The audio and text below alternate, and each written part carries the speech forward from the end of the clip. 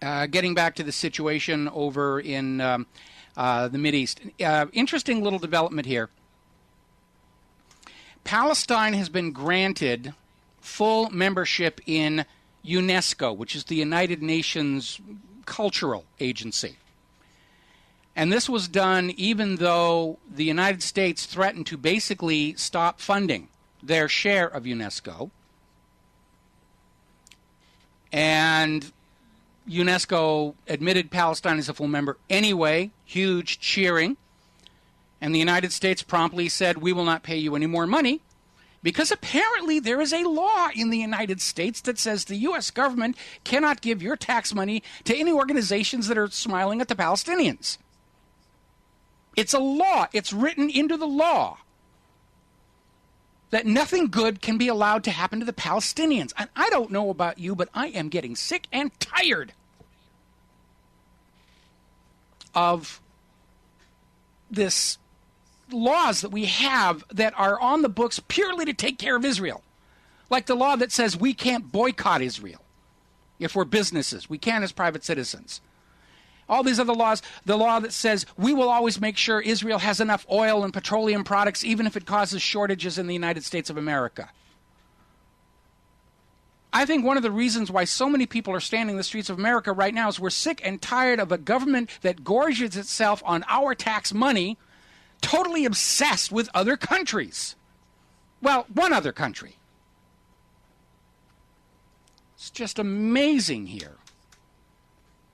We had Mitt Romney over the weekend saying that if he's president, he's just going to let Israel decide what our foreign policy is going to be toward Israel.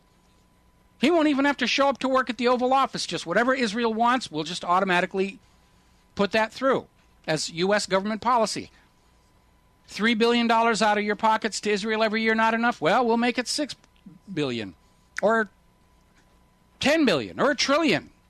Nothing is too good for our Israel. How many American kids do we need to go off and die in a war on Israel's enemies? Well, we'll leave it up to Israel to decide that. Romney's running on the I can bow to Israel lower than anybody else platform, and it's not really working. We had Rick Perry dancing in his office with the rabbis. I guess that backfired down in Florida. And, of course, we had Herman Cain, and yes, we're going to be getting on to him real soon. Herman Cain just last week was saying that he understood foreign policy because he'd talked to several people in Israel. Like those other 190-some-odd countries really don't matter anymore. Now, before we get on to Herman Cain and some of this other stuff that he's doing here, I want to finish up in the Middle East and Israel and so forth. There's been another round of rockets fired, supposedly, from Gaza into Israel, so that Israel can go on bombing Gaza. Now, if you actually believe those rockets are being fired by Palestinians, I have some of Saddam's nuclear weapons to sell you. Call in the next 30 minutes and I'll toss in a mortgage-backed security and a set of free Ginsu knives. Use your common sense. Why would any Palestinian shoot rockets into Israel right now when such rockets only help Israel block Palestinian statehood at the United Nations? Palestine doesn't need these rockets to be fired into Israel. Israel needs those rockets to be fired into Israel. It's the only thing that makes sense. And I'm sure those rockets are made out of human skin and fueled with oil made from the fat from Jewish prisoners. Whatever else they're going to be saying about this stuff here. All right, we're going to go to the phones. Peter in California. Aloha. Peter, welcome to the show. What's on your mind? Hey, Michael. Well, those laws have been under my skin for a long time, too, those Israel-only laws. And like for instance, the fact that they can serve in armed forces without losing their citizenship. Like, for instance, they can, it's illegal to boycott Israel. A business cannot boycott Israel. That's illegal. Yes. How about, you can't, a businessman can't make up his mind that's heinous what they're doing, and make a statement by not buying their products. They can go to jail. Yes. Or how about that Israel gets their aid money, unlike everybody else. Of course, they get more than everybody else put together, but then they get it at the beginning of the year, the whole lump sum, which means they get interest on that as well. Yes. How about that you can buy bonds securities that you can't that are not open, tax-free, that aren't open to other countries. You know, you can't do that with other countries. But they've got some sort of tax-free status on buying their securities. Yeah, and all sorts of stuff. And you know, all of these so-called terrorism, homeland security funds predominantly go to Israeli and Jewish organizations. It's just another perk. You know, they're getting special privileged treatment in a nation whose founding principle is that all men are created equal. And it is rankling to those of us who understand what the nation is supposed to be like.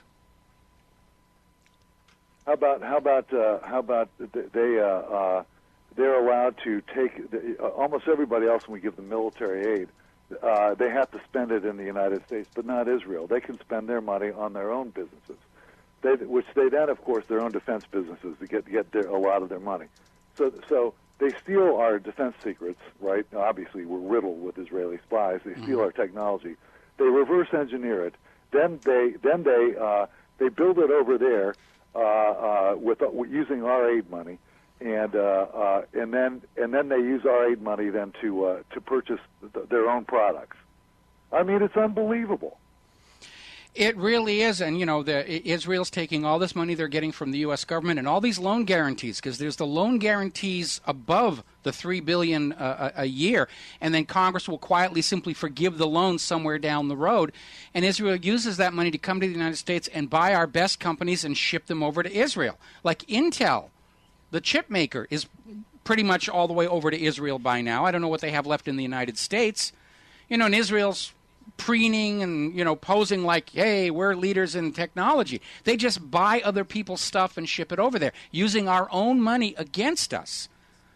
And it's because of this, yeah, I'm absolutely convinced that, you know, Israel is blackmailing our government. I don't even know how they get 3 million figure. It's much more than that. All right, stay with me through the commercial break. Stay with me through the commercial break. We'll be right back. All right, getting back over to the situation with Israel. As you're probably aware, one of the ways that Israel is punishing Germany for what the previous government did in the last century is that Germany is constantly being required to provide nuclear capable, that is, able to fire nuclear weapons, submarines, to Israel, even as Israel continues to say, we don't have any nuclear weapons. And the current discussion is regarding the sixth such submarine, which is partly underwritten by the United States, I might add. Germany may cancel the sale because of Israel's continued encroachment into the West Bank area. And, of course, Israel is screaming, you're a bunch of anti-Semites, Hitler, Nazi, Holocaust. Merkel ain't buying it, though. I think everybody's kind of gotten fed up with the way things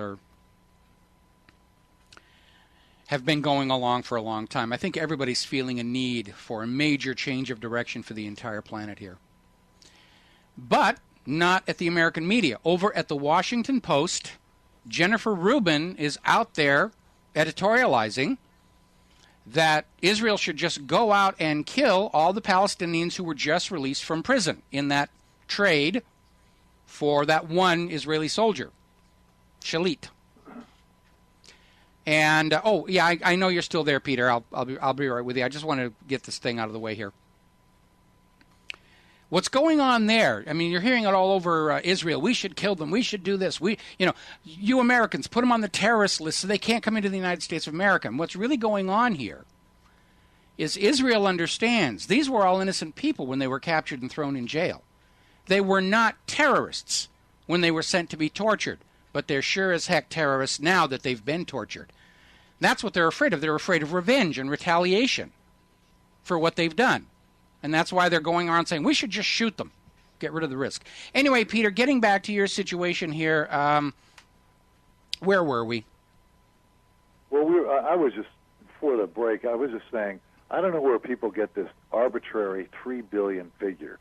It's become as sacrosanct as the 6 million Holocaust, which needs to be amended, as we all know.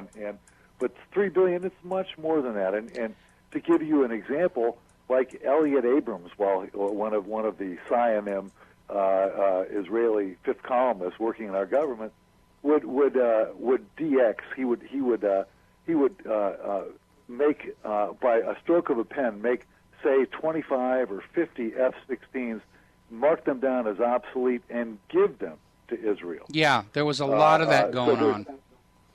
Yeah, so and that's not just that. It's, by the way, that Iron Dome thing, which, by the way, where is that in shooting down these supposed rockets, which, Congress would not give us, not that I was for an anti-ballistic missile system for the United States, but they wouldn't pony up the money for that for us, but they ponied it up for Israel. Israel gets the best of everything. I mean, our own fighters that are here to protect the United States of America, they can't even get them off the ground. Those F-22s are all grounded again. They're suffocating the pilots flying them. And the oxygen system still won't work. And what's the other one? The F-35. The F-35, when it gets wet, the electronics quit working. Good thinking, people. Yeah, I'll trade you my Xterra for an F-35. Probably be an even swap. But Mike, it's so much more. When that, for instance, a transaction like them marking perfectly good F-16s as being obsolete. Yeah. That doesn't show up in the books at all. No, it doesn't. They're disposed of as surplus for pennies on the dollar, and Israel gets to buy them. And there are all the loan guarantees that the U.S. Congress goes out and say, we will guarantee Israel's loans, or they'll directly loan Israel more money over and above that $3 billion annual allotment. And then very quietly, late at night, some months down the road, Congress passes a resolution that forgives Israel the debt, so they never pay it back. And it is. That's gone on for 40, 50 years. Our nation has been strip mined by Israel. Yeah, it's pathetic, Michael. You know what annoys me? What annoys me? Let me finish this one thought. What really annoys me? When I was a kid, going to school, we were constantly being told about we got to be afraid of the commies. And there's commie subversives out there. And we're all looking over there at Russia and glaring at them. And there were subversives in the United States of America, and there still are. But we were looking at the wrong people. It's like this whole situation where they arrested a couple of Mossad agents at the World Trade Center on 9/11. And ever since then, Israel's training our police to always look at the Muslims. Don't look over here at what the Jewish people are doing. You go look at the Muslims because they're the bad people. Meanwhile, they just busted one or convicted one for organ trafficking. Rubashkin is up there. They're trying to get him off the hook for all the immigration and fraud, bank fraud, mail fraud, money laundering, and a meth lab. We're not supposed to look at that. We got to go after the Muslims and slap them around, or the Occupy protesters, and got to take bulldozers after them. It's a completely one-sided society. The rule of law is not balanced, and they certainly don't act like all men and women are created equal. It doesn't apply. The law doesn't apply. Any normal law doesn't apply to Israel. Well, look what happened during the AIPAC spy scandal. During the AIPAC spy scandal, the American who was helping them got a 12-year sentence in prison, and the two members of AIPAC walked away free and clear. It's just absolutely absurd. Yeah, they rigged the case so they couldn't make it. How in the world does the governor of New Jersey put in a highly classified position the head of New Jersey State Homeland Security, an Israeli intelligence guy? Well, they were boyfriends. They were boyfriends. That's how that worked. I understand, but why is a foreign national able to take a position like that? It's ridiculous. Of course it's ridiculous, and yet that's what happens. Every one of these big security firms, airport and stuff, it's all being peddled to us by the Israelis. They're out there creating fear, fear, fear, Muslim, Muslim, Muslim. We have a solution to sell you. And they're making tons of money off of us, like Michael Chertoff. They're laughing at us. They're laughing at us. It is time to stop this nonsense. We got to take a break for commercials. All righty. Anyway, moving right along. Somebody else wrote in a thought about Palestinian statehood. If it is illegal for the United States to give money to any organizations that are aiding Palestine, then the instant Palestine becomes a state, the U.S. is no longer allowed to give any money to the United Nations. There's an interesting thought for you. Not that our government pays attention to the law, because there is actually a law on the books of the United States of America that the U.S. government is not allowed to give any financial aid to any nation in possession of nuclear technology that has not signed the Nuclear Non-Proliferation Treaty or allowed IAEA inspections. That's in the Symington Amendment. That's in the Glenn Act. And it is a law that every single president and Congress flagrantly violate.